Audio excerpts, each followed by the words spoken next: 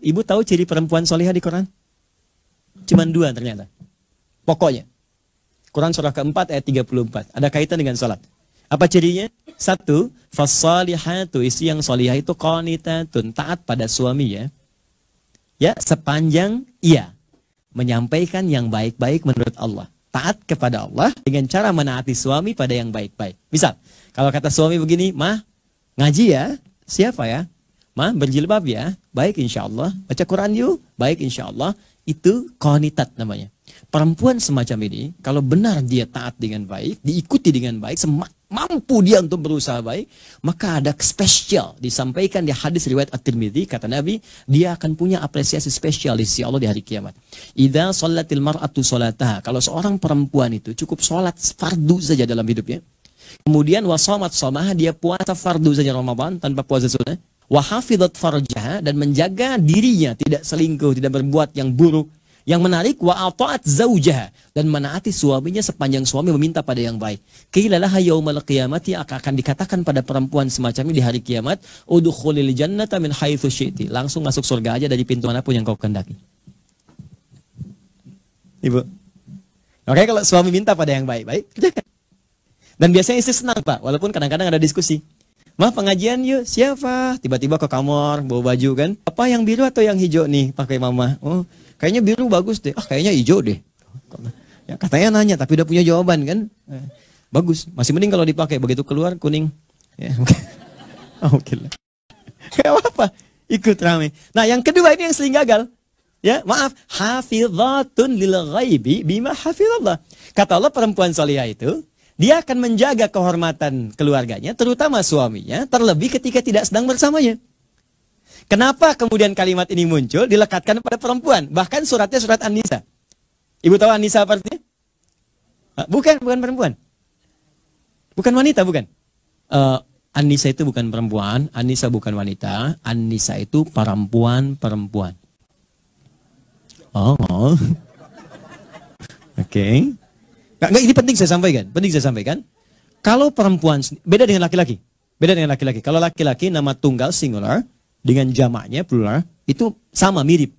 Singular rajul, kemudian jamaknya rijal. Nggak ada terjadi perubahan banyak. Tapi kalau perempuan beda. Kalau sendirian dia mar'ah.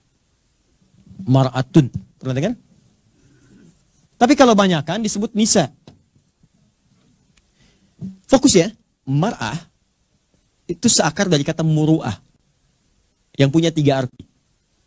Bahkan sering sekali orang Arab punya perumpamaan dengan mir'ah. Ya, kalimatnya sama, cuma cara bacanya beda. Al-mar'atu kal mir'ah. Yang satu pakai fathah, yang satu pakai kasrah. Muru'ah itu punya 3 arti. 1,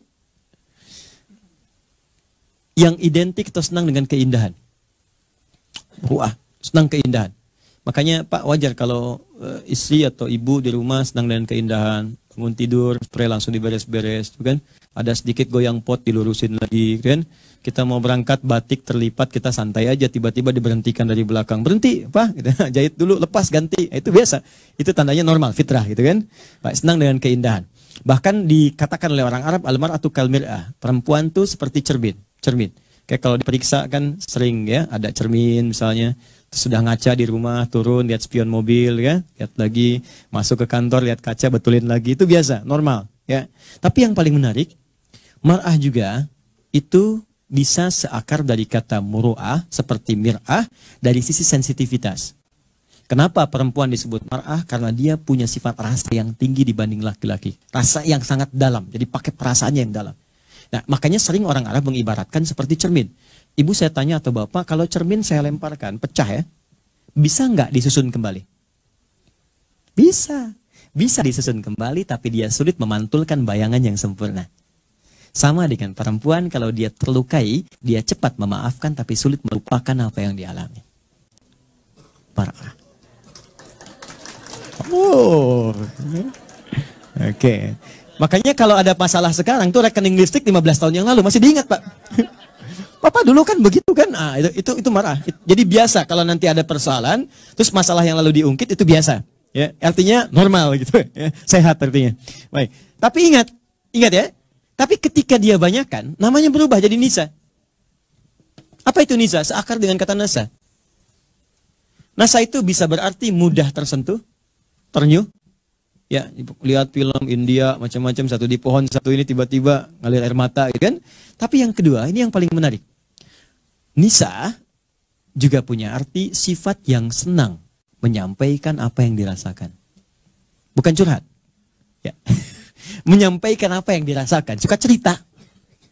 Jadi kenapa disebut dengan Nisa? Seakan Allah memberikan pesan bahwa perempuan itu sependiam apapun, kalau ketemu dengan temannya itu suka cerita.